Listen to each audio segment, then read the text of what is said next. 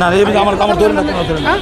এই যে আপনার সেলফি থেকে যে 500 টাকা করে নেওয়া হইতেছে মানে আপনার সেলফি থেকে যে 500 টাকা নিচ্ছেন, এটা কেন নিচ্ছেন? তাহলে আমরা গাড়ি নিয়ে সিরিয়ালে আসি, ঘন্টা করে গাড়ি পাবো যাত্রী, ওই গাড়িতে সাথে ভিত্তি দিয়ে দিবেন, বইরে যে খালি আসা লাগবে ওই যাত্রী টাকা দিব দিবকরা। এই 200 টাকা ভাড়া বললে ভাড়া পড়ে 100 টাকা, আপনি যাওয়া 100 আসা 100, পরবর্তীতে ড্যামারে ছেড়ে দিবকরা।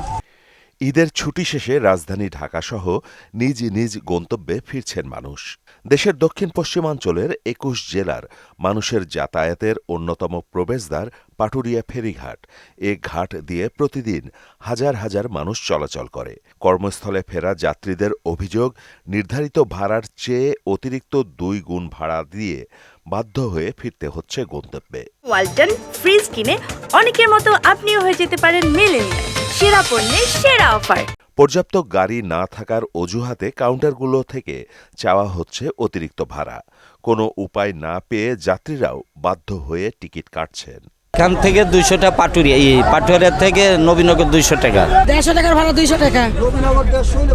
150 হলে ভালো হইতো। ভাড়া অ্যাকচুয়ালি আসলে যেটা নিচ্ছে এটা অনেক বেশি অতিরিক্ত। আমাদের তো আসলে 2টা ঈদে আমরা বাড়িতে যাই। অন্যদিকে ঘাট এলাকায় মালিক সমিতির নামে প্রতিটি গাড়ি থেকে জিপি উঠানো হচ্ছে 200 থেকে 500 টাকা পর্যন্ত।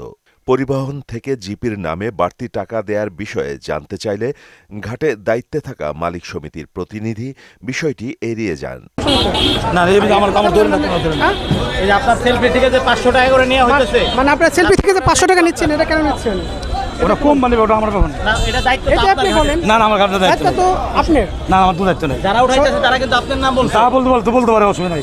কাকা এটা ভুল করতে তোমরা।